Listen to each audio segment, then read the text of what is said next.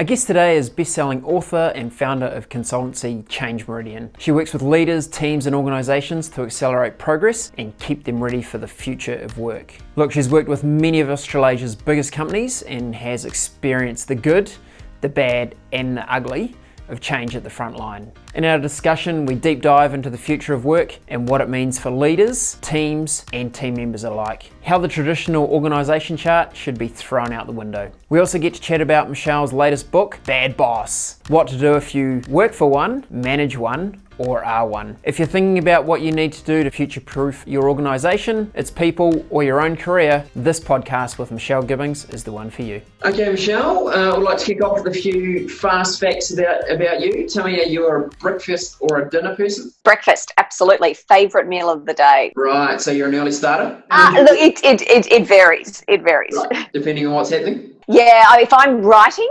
as in writing books, I'm up at 4 a.m, but typically I'm up at 5 a.m. Right, it's 5 a.m. to sleep in. Yeah, 5 a.m. to sleep in. Lucky you. Are we most likely to find you in trainers or heels? Oh, interesting. Heels during the week, but trainers on the weekends. That's a good mix. That's a good mix. And on holiday, would you be bungee jumping or lying on the pool lounger? Oh, somewhere in between. I have bungee jumped. And I do like lying around the pool, but I'm one of those, I'm very active. I can't sit still for too long. Okay, good to know. And you're obviously an author yourself, and do you prefer to, when you're reading, are you electronic or do you like a real book? It depends. I read what I call trash on my Kindle, and then I read books that require deeper thought in hard copy. Why's that?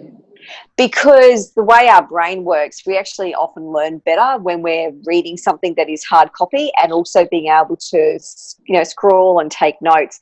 There is something, the way our brain works in the electronic medium, that sometimes impedes learning. Yep, have observed that. Okay, now this is a pretty crucial question. Cats or dogs? Oh, dog, absolutely. Oh, I have Barney at my feet as I'm talking to you.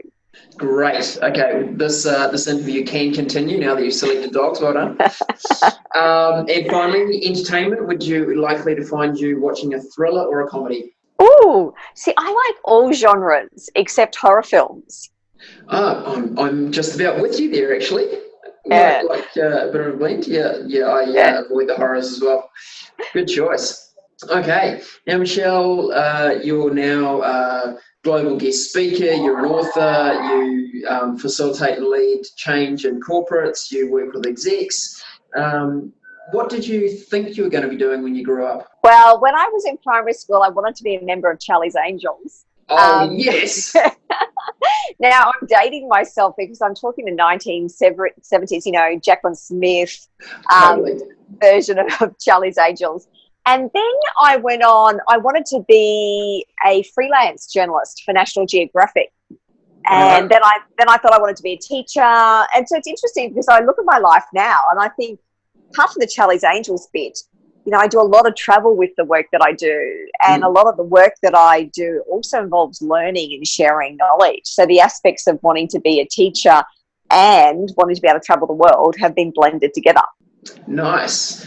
So tell us, where did your kind of business journey start? I had 25 years in corporate, and I did lots of different things through my corporate career. I worked in corporate affairs, I worked in risk and compliance roles, I worked in executive advisory, I ran large-scale change programs, and then I got to a point in my career where I was in a role which the environment just wasn't bringing out the best in me. And I went on a meditation retreat, and I came back from the meditation retreat and I said to my husband, I'm done. And he said, oh, done with what? I said, done with corporate. He goes, great. What are you going to do? I said, I'm going to open a business. And he goes, brilliant. In what? And I said, I've got absolutely no idea.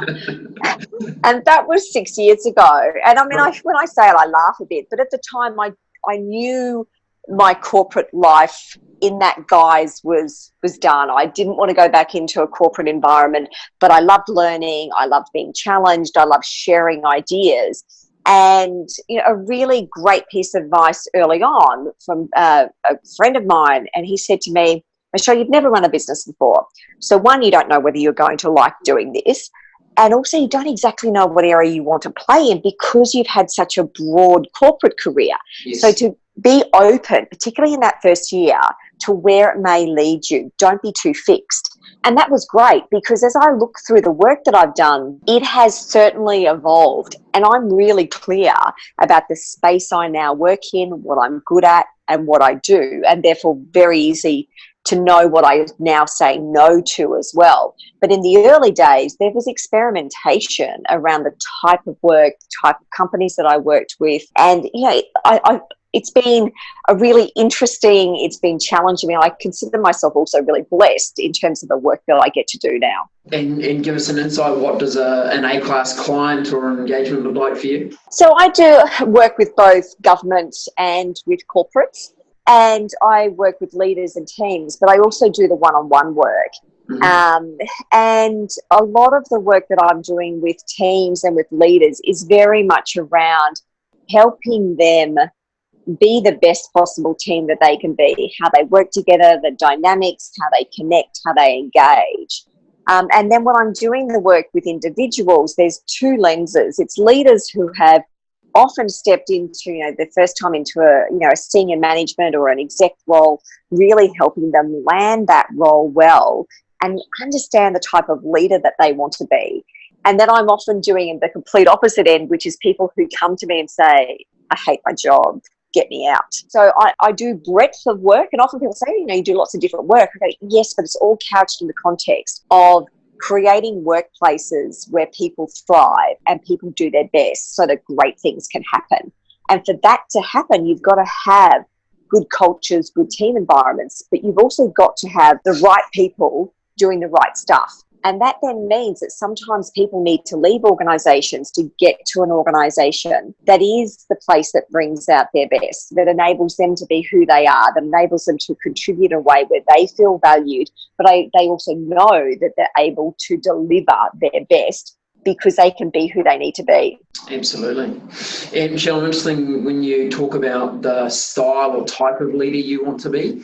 Can you give us some more insight? Is this here's a choice of 6, which one are you going to be? How does that work? There's no cookie cutter approach to any of this. And, there's so many leadership books. And if you look at the thousands upon thousands of leadership books, there's lots of leadership models and lots of leadership styles. And for me, often this is a very organic approach to go really dig into who are you? What do you want to stand for? What inspires and motivates you, and what brings out the best in you? And what is it that you want to leave behind, and what do you want to be known for? And so to me, it's a process of discovery, and you don't do it in one conversation. It takes a really long time for people to work out, well, actually, this is who I am. And that evolves because your identity as a leader shifts and changes through experiences that you've had. And I look at just even my own personal example of what I thought a leader was when I first started to the type of leader I wanted to be and that I was towards the latter stage of my career. It changed as I evolved as a person and understood myself better, and also understood the subtleties of human interaction and dynamics. And so for me, I think it's really easy to say, here's the characteristics of what I want to be. But then it's almost you're trying that on and going, well, is this fitting? Does it suit? How do I feel about this? How are people reacting? And so you're still always authentically you, but you're shifting some of the edges and sharpening and refining some of those points as well, so that you can be your best and therefore bring out the best in those around you. Nice. And you mentioned you do a lot of work with people that are moving into first-time maybe management or exec roles. How do you help them start that journey of success as a leader? It's understanding the environment that they're in as well. So I always say to people, at the end of the day, you can't understand others if you don't understand yourself. You're influenced by the environment that you're in, and just as others are influenced by the environment that they're in. And so when they're in a leadership role, I need to understand the context of the environment that they're in, the stakeholders that they're working in, the challenges that they're facing, and the opportunities that are in front of them. And that's why I was saying before, there's no cookie cutter approach, because every person you're dealing with is unique. They're bringing unique challenges. What I bring to the table is not just sort of tools and tips and methodology and all of that kind of stuff, but all of the many years that I spent in corporate as well. And that's what I often find when people are working with me, is they want to hear, well, when you're in that type of situation, what did you find work? What were the challenges that you had? So I think that having been in their shoes, it makes it much easier to understand the challenges that they're facing, and therefore what are the opportunities that they can do to shift how they're responding to what's going on for them. Because often what happens is people find themselves, particularly when they get to exec levels, and there's high pressure, big expectations. Often they're working with very challenging bosses, and it's getting them to understand how they manage that dynamic of that relationship. How much of it is them pushing back on things? How much of it is going, actually, I just need to let this ride because it doesn't matter? And how much of it is them going, actually, no, this isn't acceptable. And these are the things that I need to push back on. Sure. And Michelle, you're currently the author of 2 books and about to release a 3rd. Your first one being Step Up, Influence at Work, and I guess that dives into some of the detail about some of those things you're talking about. Leaders finding their individual voice, learning how to deal with different people in different situations. It is. And it was also when I first wrote it, I used to be a head of compliance many years ago. And when I was appointed into the head of compliance role, what I found was that I was working with a lot of people who were very good at the technical aspect of their role. They understood all the technicalities of regulations, but they weren't good building relationships, stakeholder engagement, understanding how to negotiate outcomes, because they took a very literal approach to everything that they were doing. And so the book was very much around, how do you help people who are technically brilliant but not good at influence? Because what happens, particularly in big organizations, your technical skills will only get you so far. There's a certain point in which those ability to build relationships, connect with people, to influence and negotiate outcomes often becomes more important than your technical skills when it comes to getting things done and to your own career success. And so that was the context in which that book was written. Right. And can you share with us one of the stories from the book around someone who had come from that very technical background and how you help them evolve and become more of a well-rounded leader? Sure. And look, it comes back to getting them to really understand themselves. And it's interesting when you talk about concepts like influence. People think, well, I need to influence the other person. Often you need to influence yourself, because if you don't understand how you're seen, how you're reacting when things aren't going your way, what triggers you in conversations and in interactions, it's very hard to maintain influence. And it's also getting them to understand power dynamics in organizations.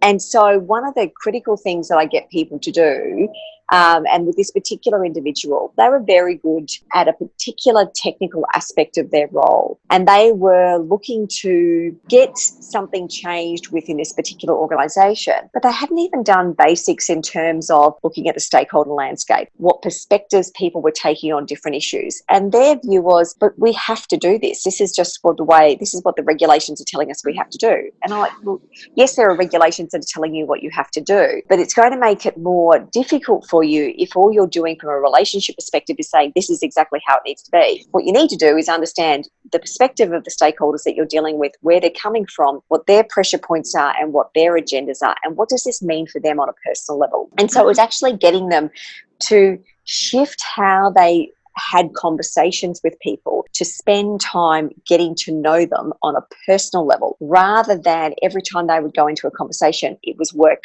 first. Never get into a conversation and do the chit chat. And their view was, but the chit chat doesn't add any value. And I said, actually it does. And I said, and you need to have, you need to know about their kids and whether they like a cat or whether they like dogs.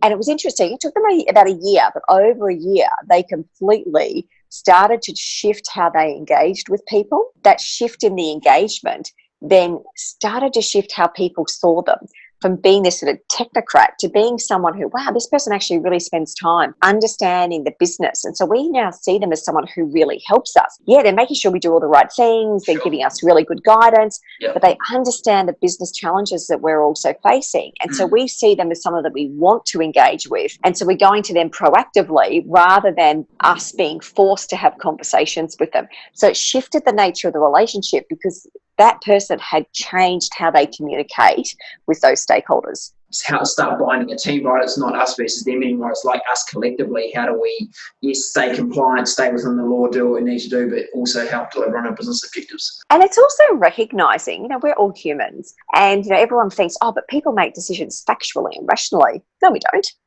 we make decisions all the time based on emotion. So really understanding for the person sitting in front of you, what's really motivating them. And often, sadly, people can be motivated by self-interest. They don't want to look bad. They don't want to be put into a situation where they're going to have their ability to make decisions taken away from them. So look at all of the emotional factors that could be influencing the person who's sitting in front of you. And then if you can get a team operating in that mode where everyone at the table is giving consideration, of course, to their own position, but also how everyone else in the team is operating, then we're starting to lead in the direction of a high-performance team. Yeah, absolutely. And also recognising that everybody's an individual. I was having a conversation with someone the other day, and they said, we're about to hit this really tough, challenging period, and I need to have some strategies up my sleeve to really help make sure I can maintain the level of engagement, but also the well-being of the team. And I said, that's brilliant. And I said, so what strategies have you come up with? And they said, well, I thought you could give them to me. I said, yeah, I can. I can give you some ideas. I said, I can give you some ideas. I said,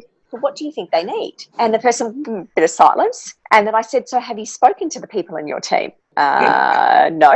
I said, wouldn't that be a good place to start? What do they need? And then recognise that they're individuals. So what I need, what the person beside me needs, what the person beside them needs will be different. And I think what often happens when we look at a team is we see a collective and we go, we're going to do this for the team. But every individual around that table might need something slightly different. And that's a challenge for leaders. If they're really busy, they spend half their life in meetings, and so they try to do things quickly. I know I need to do something, but I need to be quick about this because I don't have time. And so let's look for something that's a broad brush approach that does everybody all in one sweep. Mm-hmm. It doesn't work like that because we don't have a relationship with a team. We have relationships with individuals. And relationship with individuals, and then our culture in our organisation is most influenced by the people that we intermediately or interact with immediacy. And this idea that a culture is one thing for an entire organisation.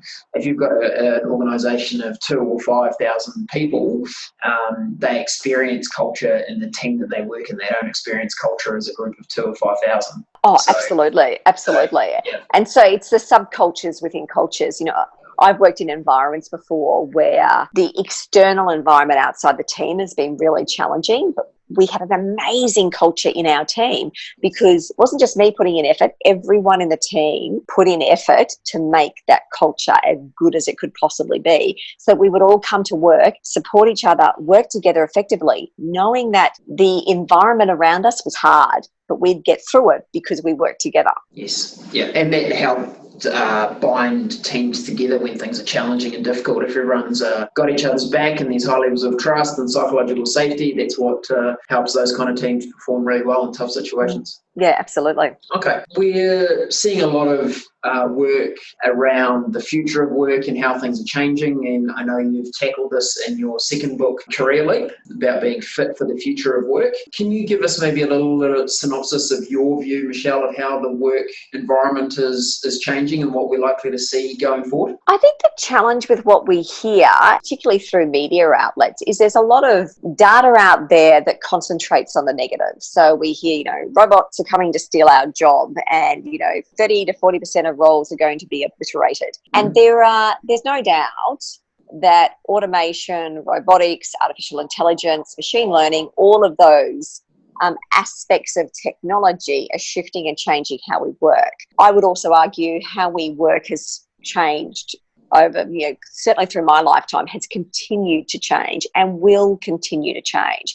I always go back to the McKinsey Global Institute report, which was released back in 2017. So it's a couple of years old. But at that stage when they did their research, and it was global research covering about 80% of the global workforce, and they found that with current available technology, only 5% of roles could be fully automated, but up to 60% of roles could have up to 30% of their work automated. So pretty much anything that can be turned into a process can be given to a machine. But what we know through all of that is It's the highly repetitive tasks that get given for somebody else. The tasks and the work that is deep thinking, creative, human to human connection, they're all the things that won't be able to be automated. So our new digital automated world prizes curiosity, it's learning, adaptability. It's, the fastest growing occupations are requiring higher level cognitive skills.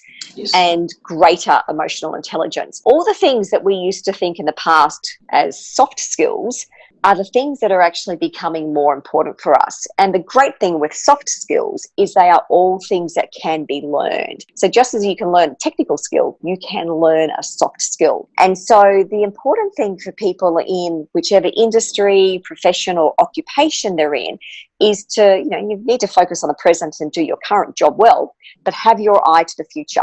What's changing? What do I need to understand about the work that I do and how it's going to be impacted by a changing nature of work in terms of the technology?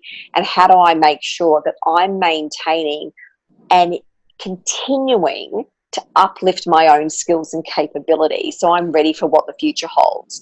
So we know that work is changing in terms of the what we do, but it's also the how. So, earlier on when you were talking about the changing nature of work and the gig economy and all of those types of things, our nature of our employment relationship has changed. And so the increasing in contractor workforce and flexible workforce, and we hear apart from the gig economy, you've got terms like moonlighting, so side hustles, people having jobs on the side. So there's a lot of difference in types of the employment arrangements. And sometimes that's good and sometimes that's not so good. Sure. And I think the change historically is that it used to be very much a command and control type structure in organisations.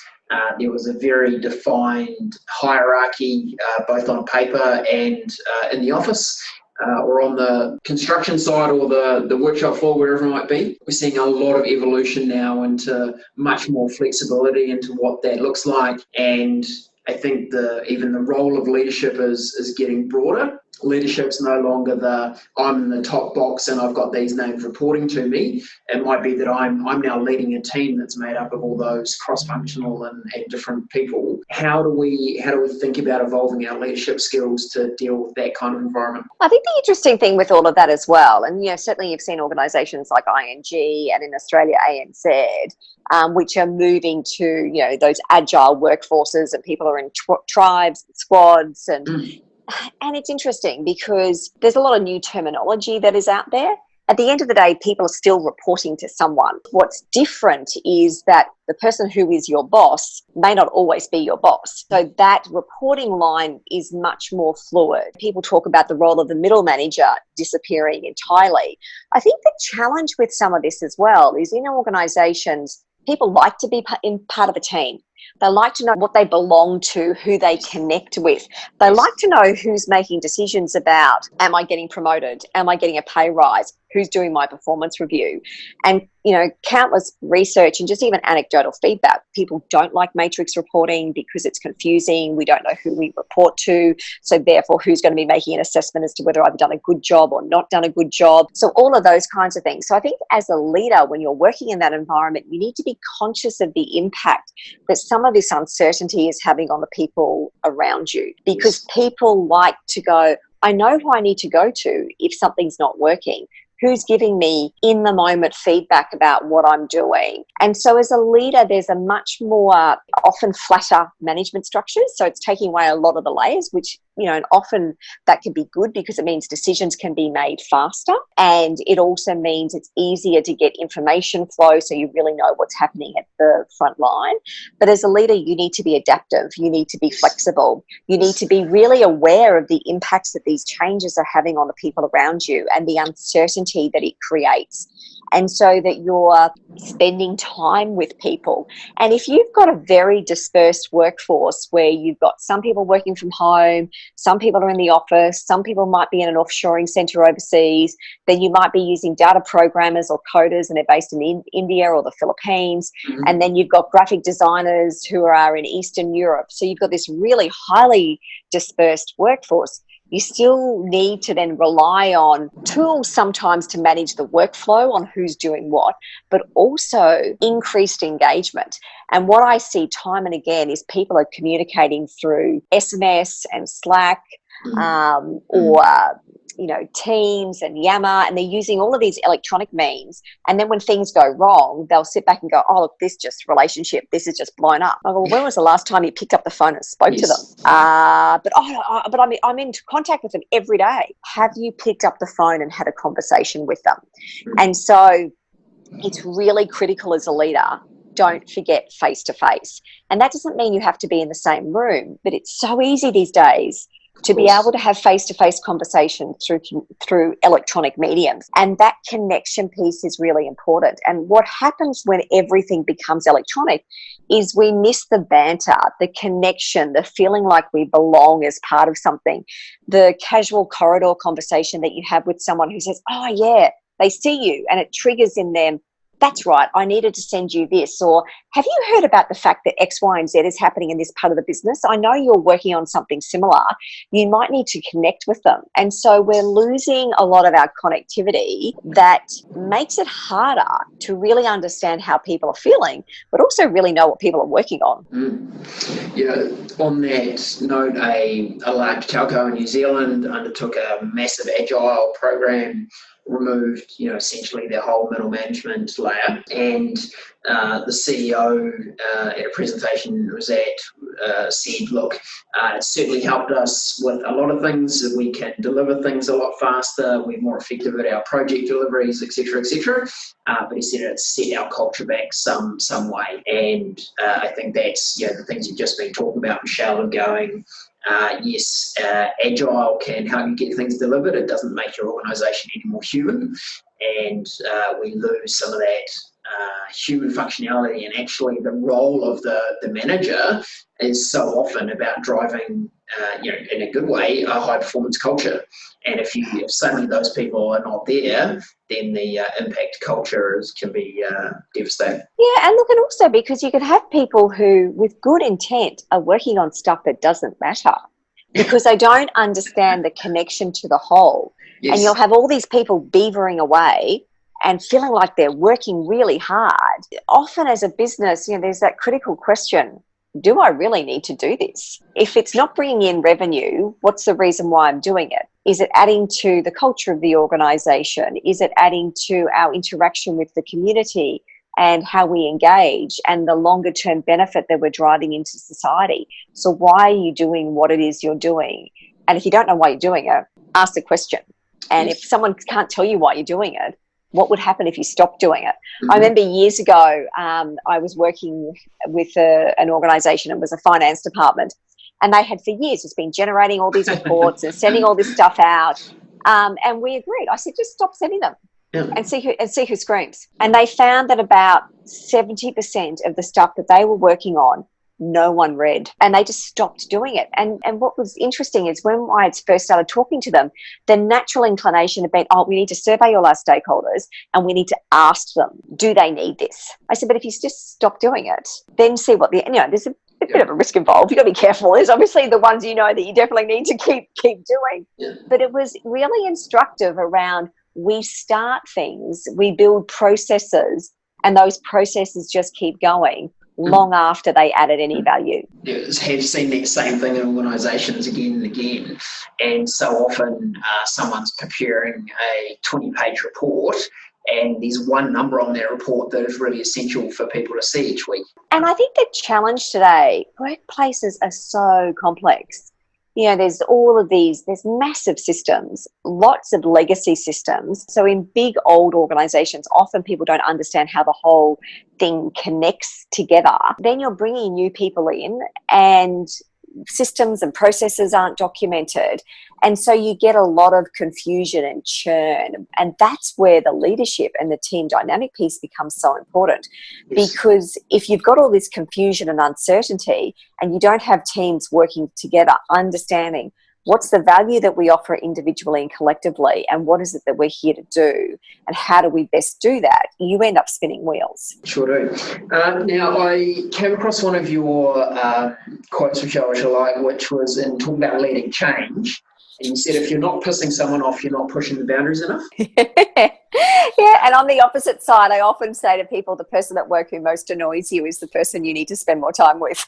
I like it. Tell us more. When you think about organisations, often, we tiptoe around and we want to be polite to everybody. And I absolutely agree. You don't want to be rude or belligerent, and don't throw your power around or anything like that. But if everybody loves everything that you're doing every single day, if you're not making people a little bit uncomfortable when you're trying to make a change, you really aren't going hard enough. Because by nature, change that has substance and real meaning makes people uncomfortable. That doesn't mean you set out to go, I'm going to make this uncomfortable as I possibly can. But it is really recognizing that with change comes uncertainty. And that's okay. If you want to take your organization, your team into the future, the world is uncertain. And that then means that around you, as you make change, there will be uncertainty, there will be ambiguity, there will be some people who respond faster than others. All of that is okay. And I often say to people, we have this almost like a belief structure that when we're doing change, that team members feel as though they can't express fear or doubt or uncertainty. There's this sense of, we're going through change, but don't tell anyone how I'm really feeling. That's not a healthy environment to be in. It's a much better environment if people can talk about, hey, this is how I'm feeling about this. Okay, so why are you feeling like that? Let's work this through. Let's see what we can deal with, what we can't deal with, how much of this can we influence and control versus how much of this is out of our control. In which case, if we can't change that, how do you find a way to accept what's going on and make that work for you as best as it possibly can? And so all of this is really lots and lots and lots of conversations. And I see so many leaders stepping away from the challenging conversations that they really need to be stepping into. And the robust nature of conversations within teams is so important. I think that it holds true that if every team meeting or Agile meeting you go to, everyone's in agreement and nodding and smiling, you're probably not pushing the boundary hard enough on what you're trying to achieve. It's interesting because I do a lot of facilitation work, and I do facilitation work with diverse stakeholders. So, your aim in that environment is to get these two stakeholder groups who can't work together to reach some form of consensus. And so in that environment, consensus is good because you're trying to find not the lowest denominator, but you're trying to find how do we make sure that people can find a way to work and move forward. But if you've got a team environment and you have consensus all the time, there's a problem in your culture. Because to me, it's an absolute red flag. People don't feel comfortable speaking up, or people don't know how to raise issues in a way because they feel, what if I raise that, I'm going to hurt someone's feelings, or it's going to feel confrontational. And so as a leader, I always say, encourage spirited conversations. Conversations where there's energy, there's passion behind them. Yes, that might mean that it gets a bit uncomfortable and a bit messy. But when you as a leader and as a group, right at the beginning of working together, have come together and agreed around how you respect each other, how you work together, and how you communicate with each other, then it's okay because you've got ground rules. You've set the ground rules for how you engage. So therefore, you know that when someone gets passionate about something, that's okay because you've agreed that that's how you're going to talk to each other in those types of circumstances. Love it. It's such a good context for teams working together. And we talk about teamwork should be hard work, and we don't mean hard work as in every team meeting's just a horrible place to be. We mean hard work as in robust conversation, different points of view, really, really digging into how do we get the very best out of what we're doing or what we're trying to achieve. And that feels like really hard work because it's not 100% consensus 100% of the time. And it's also the work where when you're in a meeting, you're in the meeting. If people aren't present, they clearly don't see the meeting as a good use of their time. Mm-hmm. And so talk about, why do we meet? What's the value of how we meet? And how do we make these actually a good use of everybody's time? Mm-hmm. And I always remember, this was years ago, and I was quite early in my management career. And I remember thinking, as I stuck my hand up, thinking I'm about to get my head shot off for saying this. But, this person had set this meeting up. All these people had been invited from around the country to go to Sydney for this day-long workshop.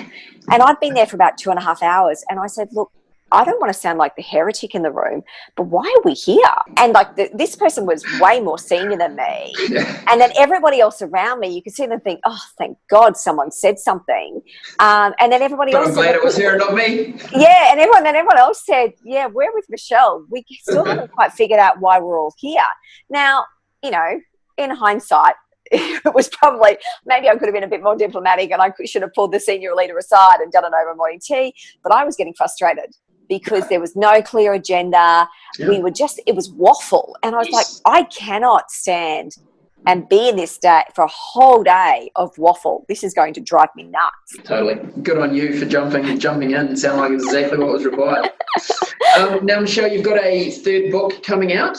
Bad Boss, I believe the title is. It is. Bad Boss. What to do if you work for one, you manage one, or you are one. So it's not the, you know, point the finger and blame the boss. It's very much understanding that if you're in a situation where you're working with someone or for someone and the relationship isn't working, look at all the facets that contribute to that relationship not working, including what you bring to the table, and then work out what your strategies are to build a better path forward. Now, that may mean that you come to the conclusion through the work that I can't change this situation, but the only thing I can change is leaving, or how I respond to what's going on. And so it's understanding yourself, understanding the other person, and understanding the situation that's around both of you that's driving the dynamic. And I imagine there's plenty of personal experience in that book as well. Lots of personal experience and lots of stories, although I do say at the beginning of the book, the names have been changed to protect the innocent and maybe the not so innocent. Good idea. And have you got a favourite story from the book you can share? Look, there's lots of stories, but the one that I like is the use of humour. And so humour diffuses situations. And, you know, often people think, particularly if you're working for someone who's a bit of a bully and hard to deal with, you know, I've got to just remain really professional and I can't bat comments back. And, you know, for me, bullies respond to power. And bullies pick on people who they see as not speaking back. And there was this one situation where, the CEO, sort of stops into this person's room and he's really grumpy and he goes, "Oh, I've got a complaint to make." And this person just looks at him and smiles and actually laughed and said, "I've had plenty of those today. And actually I've got no more room for complaints," and just smiled at him. And the person said, "It was great. He didn't know where to go. He just went, oh," and sat down and then started to ask her how her day was. Yeah. And so because she didn't bite into his response, and she did it with a laugh and a smile, so she wasn't nasty back to him, it totally diffused the situation. And the other one that's a really powerful story is a situation where a lady loved her boss, great relationship, he then leaves, gets a new boss, just can't figure this person out, is at the point where she's saying to me, "I've got to go. I don't like him. I don't trust him. I don't know how to work with him." And then over time, we worked out how her behaviour and her working style needed to shift and change to accommodate his working style. And what happened is, as she did that, he changed his style. And so it took about 6 to 7 months, she got to a point where she's like, "Wow, I really like him. I really trust him." She said, what I had done was I was comparing him to my old boss and thinking that what I do needed to be exactly the same because that's what used to work, as opposed to going, what does he need? How do I work out how I can then work with him in a way that then works for both of us? And so I think what happens, we're very quick to judge people, very quick to box and very quick to categorize. And so often what we need to do is examine, how do I shift and shape what I'm doing to meet their needs? And look, and this doesn't mean that the boss doesn't play a key part in managing their response to situations, and also the boss's boss. And so I talk in the book about how the organisation is a system. And so, pressure gets pushed down. And if you don't have the ability in teams and within individuals to manage that pressure valve, find ways to release and manage the pressure, it just eventually blows back up. If there's a leader that's not working, which is impacting a team, what's the leader of that leader doing to really understand what's going on? So it's never just that person's fault, fix that person, fix that issue. It's always much broader and more complex. And so that's what the book is very much about. There's 3 sections. You know, if you're in a situation where you think you've got a bad boss, if you manage someone who you suspect isn't quite working out as a leader, and then if you're the leader. And so even if you think you're a good leader, you'll still learn something from reading this, because it's really helping you understand the relationship dynamic between the parties that make a system and an organisation work or not work. Nice. And Michelle, I'm sure many of our podcast listeners can identify with at least one of those tracks in the Bad Boss. Where can they get hold of a copy? Is the book released yet? What's happening? So the book gets released in May. I will be doing pre-orders from April.